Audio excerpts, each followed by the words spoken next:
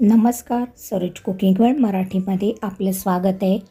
आज आपण चिंबोरी म्हणजे खेकडा कसा साफ करायचा ते बघणार आहोत. तर प्रथम आपण इथे ह्या चिंबोऱ्या घेतलेल्या आहेत, त्या स्वच्छ धुवून पुन्हा पाण्यात ठेवलेल्या आहेत. आणि मी अशी कातर घेतलेली एक सीझर, किचन सीझर. त्याने मी तिचे पायाची अशी जी टोकं असतात ना ती कापून काढणार आहे.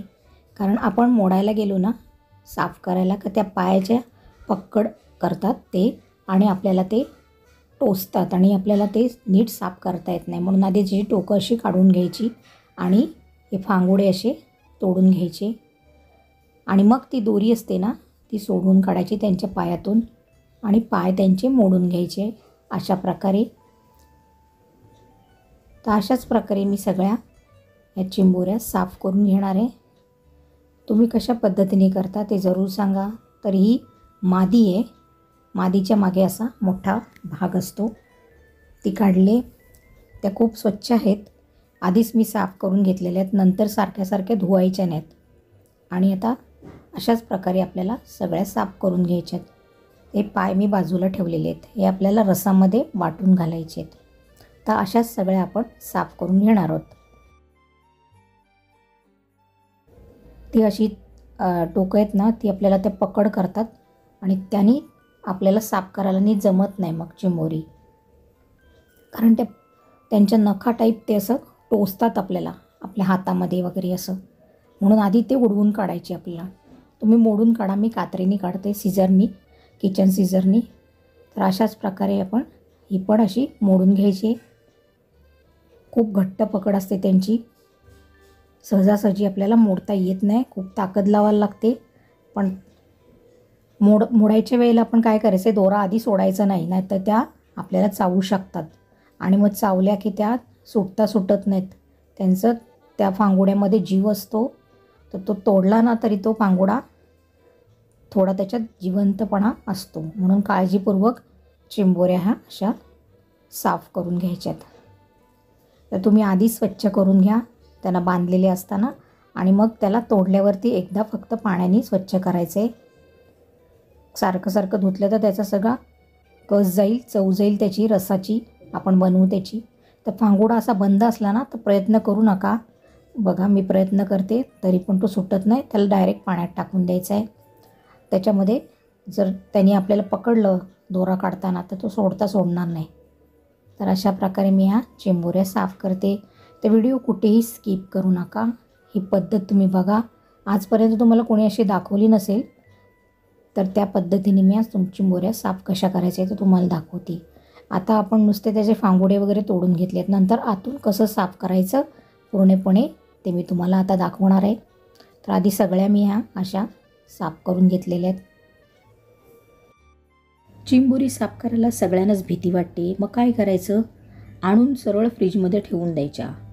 1 तासाने वगैरे बघायचं, त्यांची हालचाल कमी झालेली दिसली का समजायचं चिंबोऱ्या मेलेल्या आहेत आणि त्या काढून लगेच साफ करून आपण त्याची ग्रेव्ही बनवायची. साफ करून कधीही चिंबोऱ्या फ्रीजमध्ये ठेवायच्या नाहीत, त्या पोकळ बांधतात. म्हणून अशा प्रकारे सुद्धा तुम्ही चिंबोऱ्या साफ करू शकतात.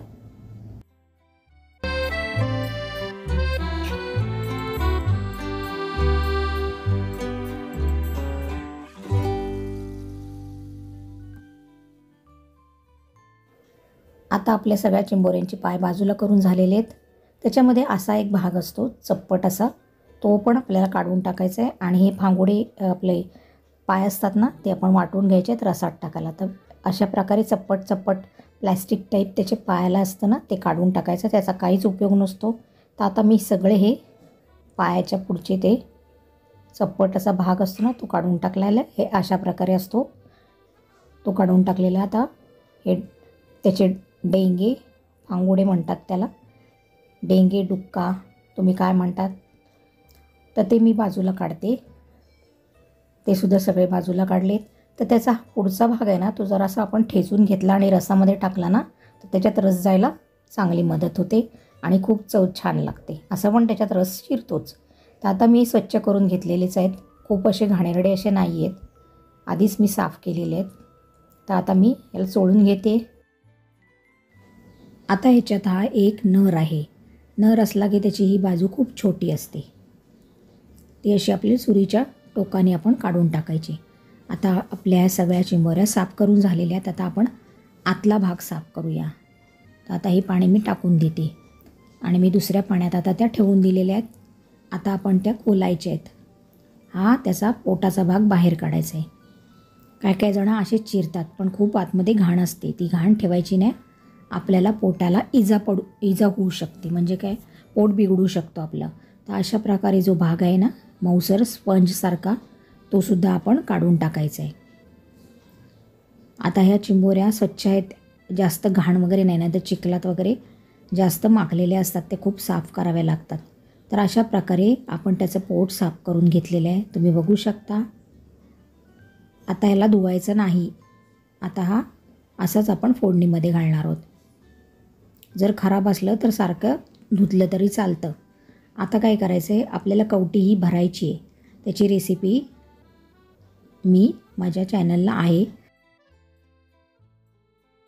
तर या भागाला असा प्रकारे बाहेर ओढून काढायचा. त्याच्यात ते जी घाण खातात ना त्याची पिशवी असते, तर त्या भागाला तुम्ही काय म्हणता, आम्ही याला बेडकी म्हणतो. बेडकीसारखाच हा आकार असतो. ते काढून टाकायचं, म्हणजे आपल्याला कुठेही चिंबोरी ही बांधली जात नाही पोटाला. तर अशा प्रकारे हे आता स्वच्छ झालेले. याला जास्त आता धुवून वगैरे घ्यायचं नाही खळखळून असं, कारण ह्या चिंबोऱ्या आपण आधीच साफ केलेल्या आहेत. तर अशा प्रकारे ही जरा मऊ आहे, तर जरा त्याचं कवटी त्याची तुटलेली आहे, थोडी क्रॅक झालेली आहे. तर सगळं असा प्रकारे काढून घ्या. कोण असंच ठेवतात आणि रस करतात, तर ते चांगलं नाही अजिबात. ते ही सगळे घाण अशा प्रकारे काढून टाकायचे.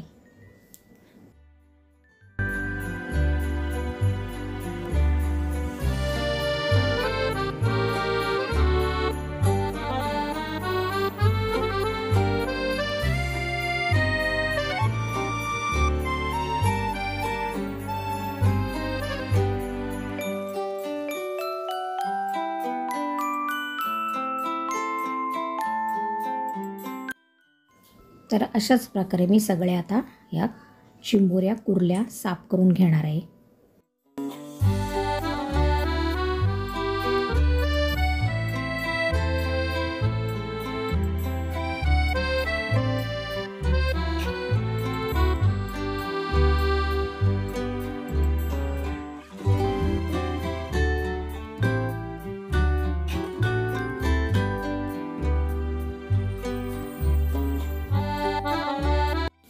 आता मी काय करणार आहे, तुम्हाला आणखीन एक पद्धत दाखवते. तर किचन सीझर असते ना, त्यांनी असा भाग हा टोक आतमध्ये घालायचा आणि अशा प्रकारे ही चिंबोरीचं हा पोट बाहेर काढायचं आहे. तर आता सगळ्या आपल्या चिंबोऱ्या साफ करून झालेल्या आहेत. आता मी त्यातलं पाणी काढून टाकते कवटीमधलं, कारण त्यात कवटीमध्ये मला फिलिंग भरायचं आहे. ते कसं ते तुम्ही जाऊन चॅनलवरती बघू शकता, रेसिपी आहे. तर अशा प्रकारे सगळ्या चिंबोऱ्या आपल्या साफ करून झालेल्या आहेत, तुम्ही बघू शकता. तर अशाच प्रकारे साफ करायच्या. जास्त पाणी घालून 17 वेळा त्याला धुवायचं नाही आहे, त्याचा सगळा कस, त्याची चव सगळी निघून जाते. तर इथे हे पाय घेतलेले आहेत, ते मी वाटून त्याचा रस करणार आहे, रसामध्ये घालणार आहे. आणि हे फांगुडे आहेत, ते आपल्याला नंतर फोडणीमध्ये चिंबोरीच्या पोटाबरोबर टाकायचे. आणि अशा प्रकारे चिंबोरी साफ करा. तर व्हिडिओला जास्तीत जास्त शेअर करा, चॅनलला सबस्क्राईब करा आणि सरोज कुकिंग वर्ल्डला पुन्हा भेट द्या. Thanks for watching.